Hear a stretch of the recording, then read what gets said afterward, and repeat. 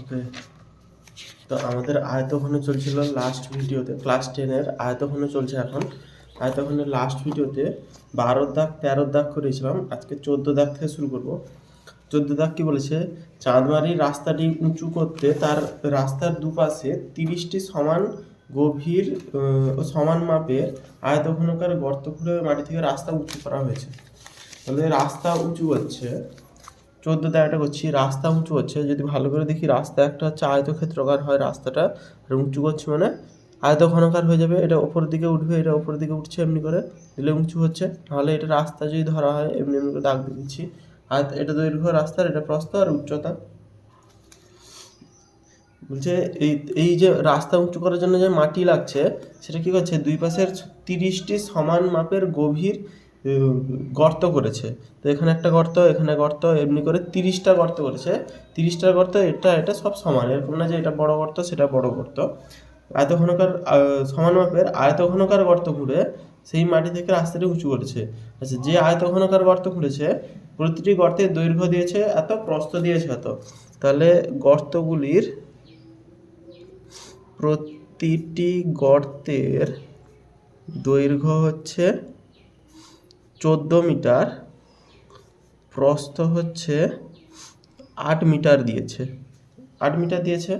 রাস্তাটি তৈরি করতে প্রতিটি গর্তের দৈর্ঘ্য 8 মিটার দিয়েছে।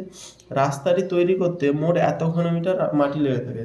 তাহলে এই যে রাস্তাটা তৈরি করছে, এত ঘনমিটার রাস্তা মাটি লেগেছে। অতএব আয়তন হচ্ছে, যেটা বেড়েছে সেটা হচ্ছে এত ঘনমিটার। প্রতিটি গর্তের গভীরতা কত? তাহলে গর্তের গভীরতা মনে করি, যেটা চেয়েছে আগে লিখি। মনে করি গর্তের গভীরতা বা উচ্চতা, যেহেতু নিচের দিকে নামছে তাই গভীরতা x মিটার ধরছি। দৈর্ঘ্য প্রস্থ উচ্চতা আছে। আচ্ছা, এখানে এই এই যে মাটিগুলো নিয়েছে, যে পরিমাণ মাটিটা, সেই পরিমাণ মাটি নিয়ে রাস্তা তৈরি করেছে। তাহলে এখানে যে পরিমাণ মাটি আর এই রাস্তার পরিমাণের মাটি সমান হবে। রাস্তার পরিমাণের মাটি 2520 ঘনমিটার দিয়েছে। অতএব গর্তের আয়তন বের করছি, প্রতিটি গর্তের আয়তন। ওকে, প্রতিটি গর্তের আয়তন সমান হচ্ছে 14 গুণিতক 8 গুণিতক x ঘনমিটার। একটা গর্তের আয়তন এত, তাহলে একটা গর্ত থেকে এত ঘনমিটার মাটি তো বের হচ্ছে। এই মাটিটা নিয়ে এখানে ঢালা হচ্ছে। এরকম কতগুলো গর্ত হয়েছে দেখাচ্ছে, 30টি গর্ত হয়েছে দেখাচ্ছে। অতএব 30টি গর্তের আয়তন, 30টি গর্তের আয়তন সমান হচ্ছে 30 গুণিতক 14 গুণিতক 8 গুণিতক x ঘনমিটার। অতএব 30টা গর্ত থেকে এই পরিমাণ মাটি বেরিয়েছে। এই পরিমাণ মাটি নিয়ে তারা কি করেছে, সেই লোকেরা রাস্তার উপরে ঢেলেছে, দিলে রাস্তাটা উঁচু হচ্ছে। তো এই যে রাস্তার উপরে কত মাটি ঢালা হয়েছে, 2520 মিটার ঘনমিটার মাটি ঢালা হয়েছে লিখেছে।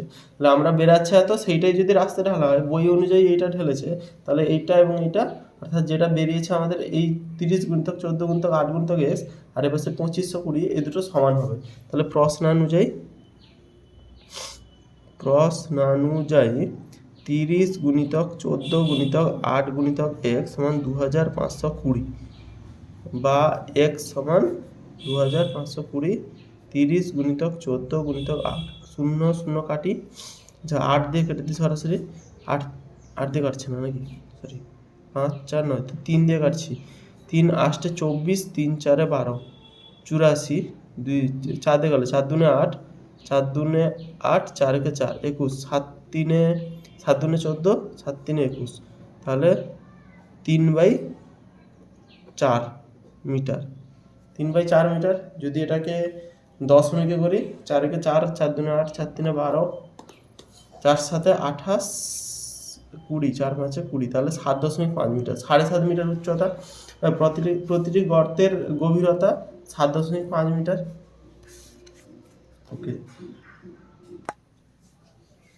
নেক্সট 15 দাগের অঙ্ক কি বলেছে, 14-র পরে 15 দাগের অঙ্ক। এটা ইম্পর্টেন্ট আছে, খুবই ইম্পর্টেন্ট অঙ্ক। এবারে মানে এসেছে পরীক্ষায় 24 সালে, 24 সালের পরীক্ষায়। ঘনক আকৃতি একটি সম্পূর্ণ জলপূর্ণ চৌবাচ্চা থেকে সমান 64 মাপের জল তুলে নেওয়া হলো। তাহলে একটা চৌবাচ্চা আছে, এটা মনে করছে একটা চৌবাচ্চা। এখান থেকে 64 বালতি জল তুলে নিচ্ছি। তুলে নেওয়ার পরে দেখছি চৌবাচ্চাটির 1/3 অংশ জলপূর্ণ থাকছে। কারণ আগে পুরোটা ছিল, এখন 1/3 হয়েছে 64 বালতি তুলে নেওয়ার পরে চৌবাচ্চাটির একটি ধারের দৈর্ঘ্য দিয়েছে। ঘনক আকৃতি চৌবাচ্চা মানে একটি ধারের দৈর্ঘ্য দিলেই হবে। প্রতিটি বালতিতে কত লিটার জল ধরে? তাহলে এটা লিখছি, আগে 1/3 তুলে থাকছে 64 বালতি তুলে নেওয়ার পরে, তাহলে প্রতিটি বালতিতে কত লিটার জল ধরে। এখানে লিখছি ঘনক আকৃতি চৌবাচ্চাটির একটি ধারের দৈর্ঘ্য সমান হচ্ছে 1.2 মিটার। অতএব চৌবাচ্চাটির আয়তন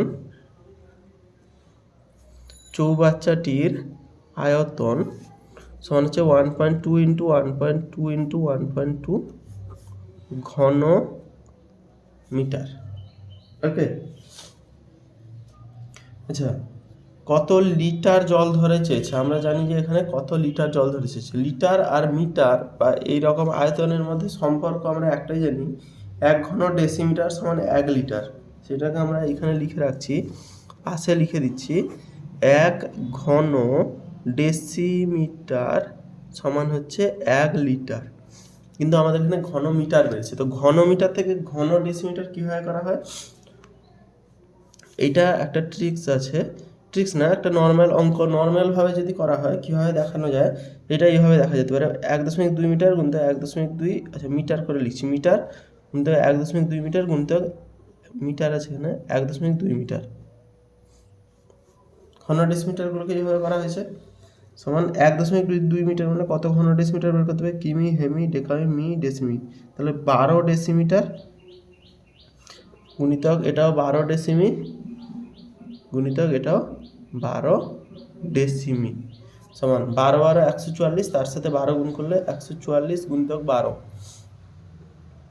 12 12 4 48 8 হাতে 4, 12 4 48 আর 52 2 হাতে 5, 12 কে 12 5 17, তাহলে 1728 ঘন ডেসিমিটার। একটা দুটো তিনটে ডেসিমিটার গুণ হচ্ছে, তাহলে এটা ঘন ডেসিমিটার। তাহলে এটা যদি হয় 1728 ঘন ডেসিমিটার।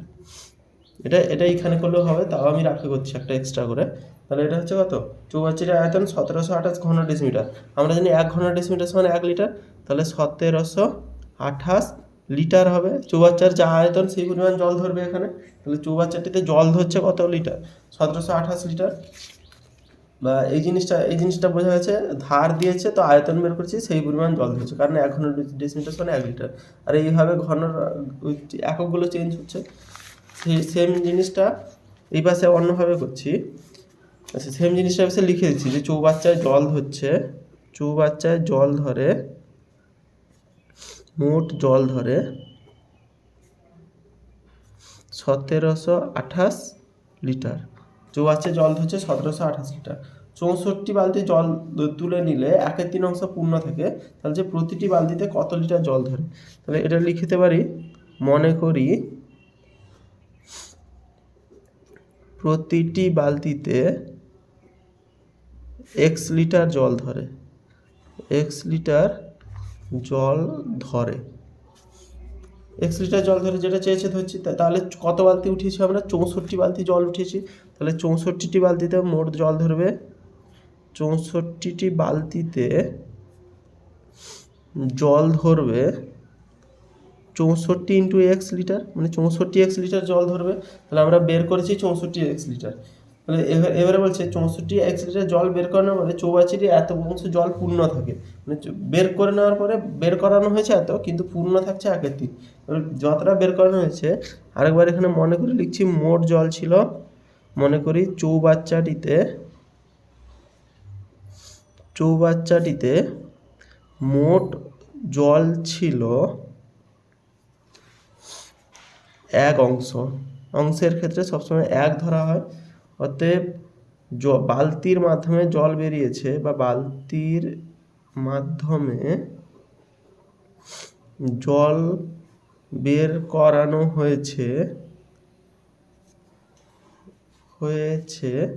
সমান হচ্ছে 1 মাইনাস 1/3। কারণ 1/3 এখানে বলেছে যে 64 বালতি তুলে নেওয়ার পরে 1/3 অংশ পড়ে আছে, তাহলে বাকিটা বের করানো হয়েছে, মানে বিয়োগ করতে হবে। এত অংশ সমান হচ্ছে 2-এর 3 অংশ বিয়োগ করলে এটা 2-এর 3 অংশই আসবে। 3 একে 3 একবার, তাহলে 2-এর 3 অংশ জল তুলে নেওয়া হয়েছে। 2-এর 3 অংশ জল তুলে নেওয়া হয়েছে এই 64x বালতিতে। তাহলে এইটা যা 2-এর 3 অংশটা, 2-এর 3 অংশটা কার মোটের 2-এর 3 অংশ মানে 1728-এর 2-এর 3 অংশ। তাহলে প্রশ্নানুযায়ী লিখতে পারি 64x সমান 1728 গুণিতক 2-এর 3। কারণ এই বালতি জল এই পরিমাণ জল তুলেছে আর এত লিটারের 2-এর 3 অংশ তুলেছে, দুটোই একই। 64 বালতির মাধ্যমে এত পরিমাণ জল তুলেছে, বা x সমান 1728 গুণিতক 2/3 গুণিতক 1/64। কারণ 64 ভাগ হয়ে যাবে তাই 1/64 লিখেছি। 3 দিয়ে কাটছি এটাকে, 3 একে 3 দুনে 6, 3 6 18, 3 5 15, 16 17 বা 22, 3 7 21, 3 6 18, 576। 2 দিয়ে এটা কেটে দিলে গুণ করতে সমস্যা হবে না।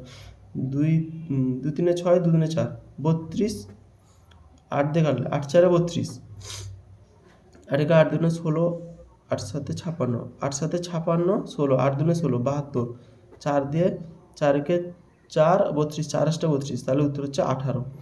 একটি বালতিতে তাহলে x লিটার জল ধরেছিলাম, তাহলে এখানে হচ্ছে 18 লিটার জল ধরে। এই অঙ্কটা একটু ইম্পর্টেন্ট আছে, এক্সট্রা হচ্ছে স্ক্রিনশট মেরে নিলে ভালো। 15 থেকে 64টি একটি ধারের দৈর্ঘ্য এত মিটার, আয়তন বের করছি কত লিটার জল ধরে। একটা নিয়ম জানি আমরা, 1 ঘন ডেসিমিটার সমান 1 লিটার, সেখান থেকে বেরিয়েছে।